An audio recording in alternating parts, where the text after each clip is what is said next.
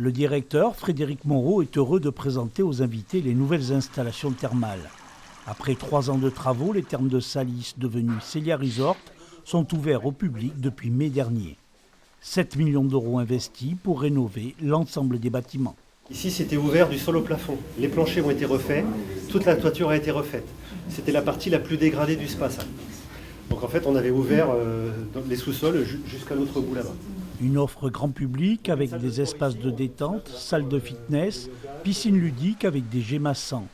Le bain d'eau salle et mer morte, mais surtout côté curiste, la nouvelle piscine thermale. Elle peut accueillir une 50aine de clients en même temps. Elle était, je dirais, en fin de vie dans sa version antérieure.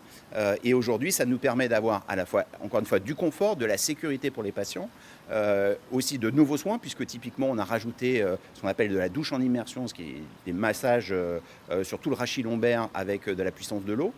Donc c'est aussi un complément de soins, donc c'est du confort à la fois pour l'usager, mais également pour les praticiens.